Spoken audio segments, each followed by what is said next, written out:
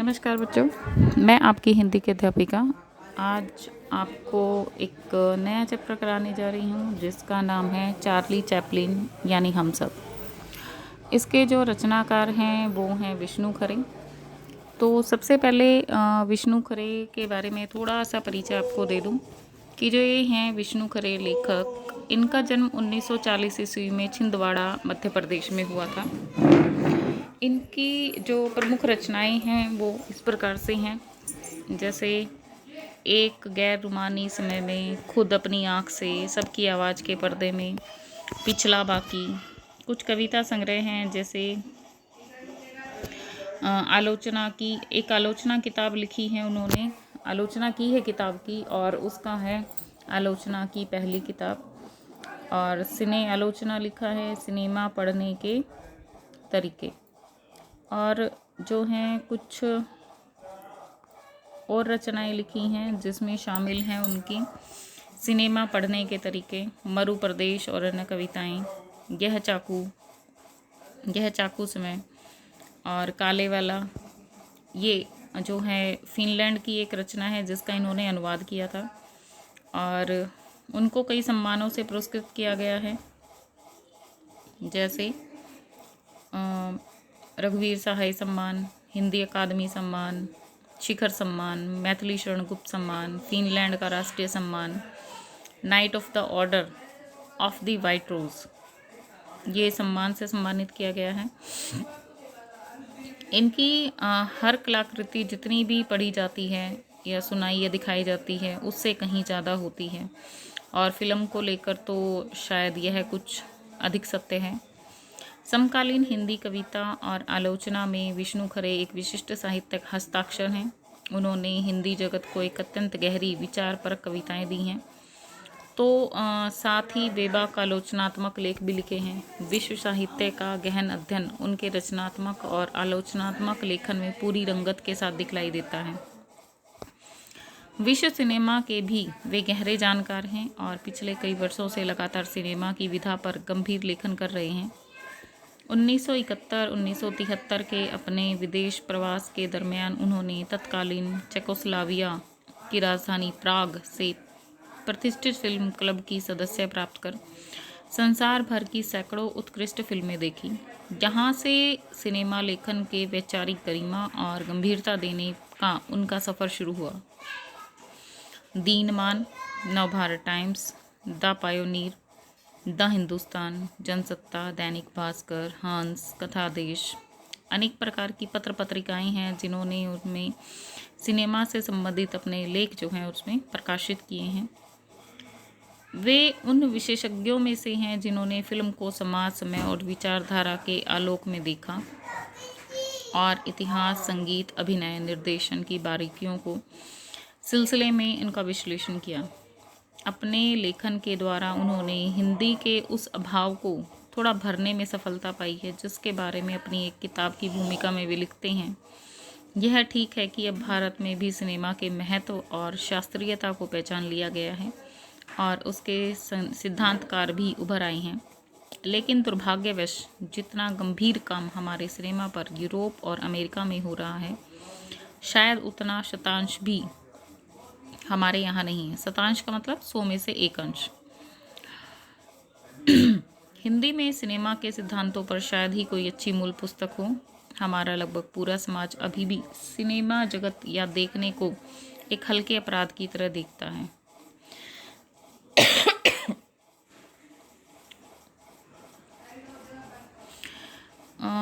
उसके बारे में आगे लिखा गया है कि विश्व सिनेमा विश्व साहित्य के समानांतर फल फूल रहा है। 2 महायुद्धों के बाद की दहशत, नव स्वतंत्र देशों का नैतिक भूगोल, औपनिवेशिक दासता का मानसिक अवलेषण, विश्व सिनेमा जिस कौशल से ये विषय लगातार बंबित कर रहा है उसके विकास में चार्ली चैपलिन नामक महान अभिनेता का बड़ा योगदान है। इसलिए चार्ली चैपलिन यानी हम सब नामक पाठ इस महान अभिनेता के भीतर के इंसान को जगाने का अवसर देता है। साधारण की अपार धारणा, क्षमता और धुंधाते नायक को अपने ढंग से चार्ली चैपलिन से जुड़े नाटक और फिल्म में पकड़ते हैं। अपने यहाँ राज कपूर और राज कपूर की आवारा, श्री 420, अनाड़ी, मेरा नाम जोकर आदि फिल्में हैं जो है एक भोले भाले सड़क छाप किसी व्यक्ति की जो है यहाँ पर उसको प्रदर्शित करते हैं। हास्य फिल्मों के महान अभिनेता और निर्देशक चार्ली चैपलिन पर लिखे गए इस पाठ में लेखक ने चार्ली की कला कर्म की कुल मूलभूत विशेषताओं को रेखांकित किया है। करुणा और हास्य के तत्वों का सामंजस्य उनकी दृष्टि में चार्ली की सबसे बड़ी विशेषता रही है। इसे देखते हुए भारत जैसे मुल्क में जहां सिद्धांत और रचना दोनों स्तरों पर हास्य और करुणा के मेल की कोई परंपरा नहीं रही है, चार्ली चैपलिन की लोकप्रियता यह तक तय करती है कि कला स्वतंत्र होती है, बंधती नहीं है। एक से एक हास्य कलाकार हुए, पर वे चैपलिन की तरह हर देश, हर उम्र और हर सतर के दर्शकों की पसंद नहीं बन पाई। इसका कारण शायद यह है कि चार्ली ही वह शख्सियत हो सकता है जिनमें सबको अपनी छवि दिखती है। वे किसी भी संस्कृति को विदेशी नहीं लगते। यह पूरा पाठ जो आज का है चार्ली चैपलिन यानी हम सब, चार्ली चैपलिन के इसी जादू की व्याख्या का प्रयास करता है। अब जो है थोड़ा सा इसका पाठ का परिचय मैं आपसे करा दूं, यानी सारांश जो है इसको समझा दूं आपका कि इस पाठ में है क्या। तो चार्ली चैपलिन यानी हम सब, ये जो एक तरह का निबंध है इसको विष्णु खरे जी ने लिखा है और ये हास्य फिल्मों के अभिनेता और निर्देशक चार्ली चैपलिन पर लिखे गए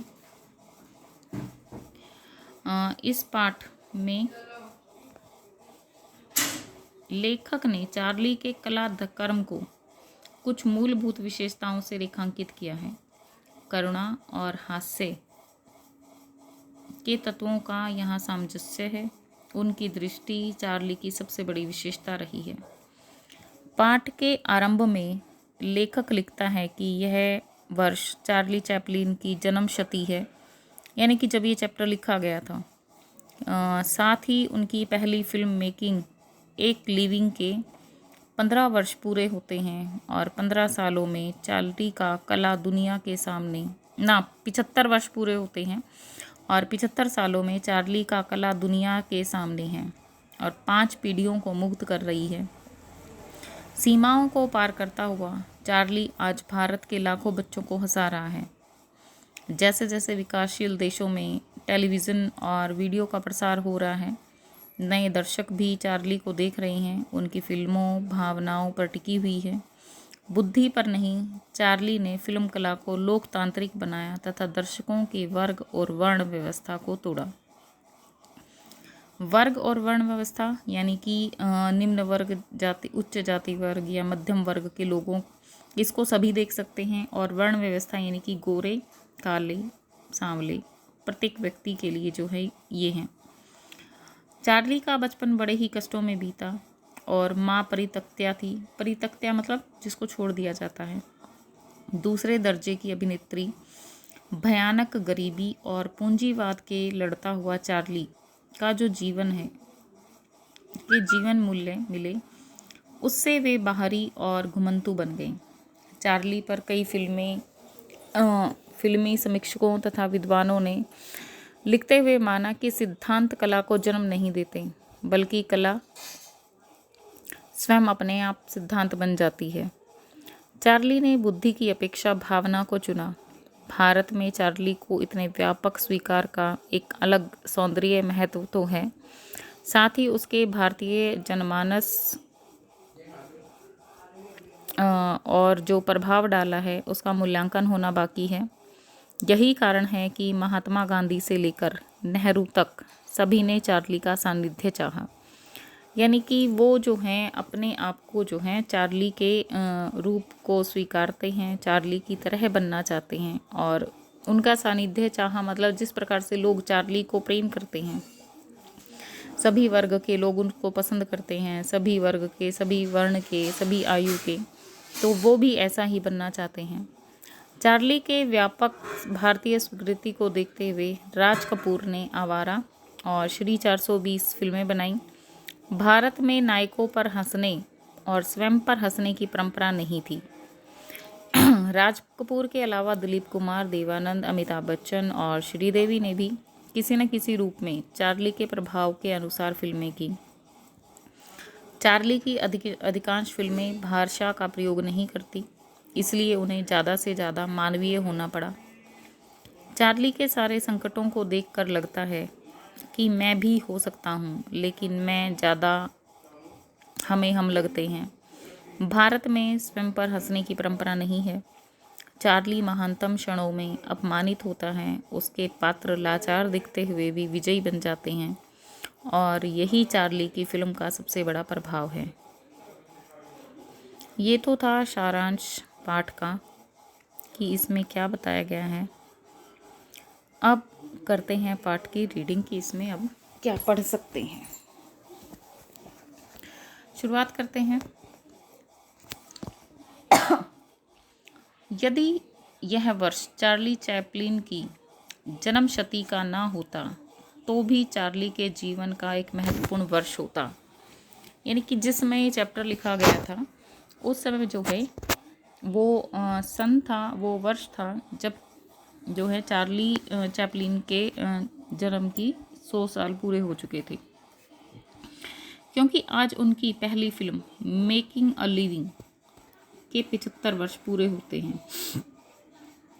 पौन शताब्दी से चैपलिन की कला दुनिया के सामने है। पौन मीन्स 45%। तो यहाँ पर जो है इनके 75 वर्ष जो हैं, शताब्दी के 75 वर्ष पूरे हो चुके हैं और 5 पीढ़ियों को जो है वो मुग्ध कर चुके हैं। समय, भूगोल और संस्कृतियों की सीमाओं से खिलवाड़ करता हुआ चार्ली आज भारत के लाखों बच्चों को हंसा रहा है, जो उसे अपने बुढ़ापे तक याद रखेंगे। मतलब जो आजकल के बच्चे हैं या हम जब कभी बच्चे हुए थे तो हम भी जो हैं चार्ली चैपलिन की जो है मूवीज़ देखते थे, नाटक देखते थे, सीरीज़ देखते थे। उसमें कोई वर्ड्स नहीं होते थे, कोई साउंड नहीं होता था। और चार्ली चैपलिन की जो है वो ब्लैक एंड वाइट जो सीरीज़ आती थी या मूवीज़ आती थी उसमें मतलब ना आवाज़ थी ना कुछ था, बिल्कुल साइलेंट थी। और हम उसको देख कर जो है इतना हंसते थे उसकी हरकतों को देखकर। तो यही बात उसने कही है कि वो बच्चों के चहेता रहे हैं, चाहे हम छोटे बच्चे हैं या आप लोग छोटे बच्चे हो, हमेशा ही इसने हमें लाखों बच्चों को हंसाया है। और अब जब हम छोटे थे तब चार्ली चैपलिन देखते थे, अब हम बुढ़ापे की तरफ आ रहे हैं और जो हैं आज भी हमें वो चार्ली चैपलिन की वो जो मूवीज़ हैं, वो नाटक हैं, वो सीरीज़ हैं, वो अभी भी याद हैं और उनको अभी भी याद करके जो है हम हंसते हैं। यानी कि वो जो बुढ़ापे तक जो है हम इस चीज़ को याद करते हैं। पश्चिम में तो बार बार चार्ली का पुनर्जीवित होता ही है।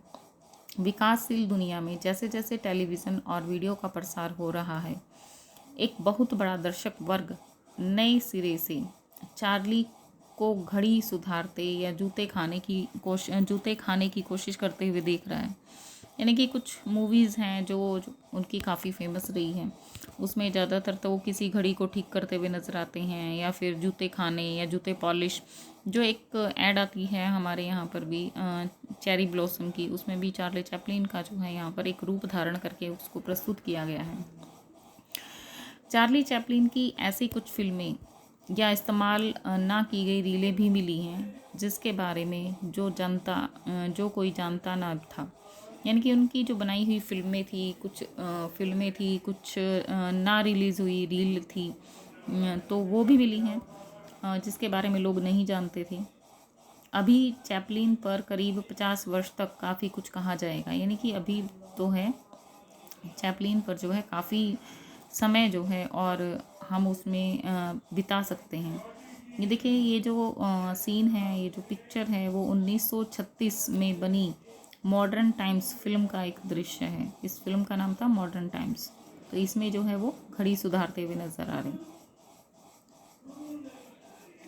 16 अप्रैल 1989 को इनके जन्म के 100 साल पूरे हो गए, यानी कि 1989। अब तो ये 100 साल से ज़्यादा हो गए हैं। ठीक है, चलिए देखते हैं। उनकी फिल्में भावनाओं पर टिकी हैं, बुद्धि पर नहीं। Metropolis the cabinet of doctor Caligari, the रोवंथ seal, last year in Marienbad, the script फाइस। ये कुछ फिल्में हैं जो चार्ली चैपलिन की हैं, और ये जो फिल्में हैं वो दर्शक से एक उच्चतर एहसास की मांग करती हैं। चैपलिन का चमत्कार यही है कि उनकी फिल्मों को पागल खाने के मरीजों, विकल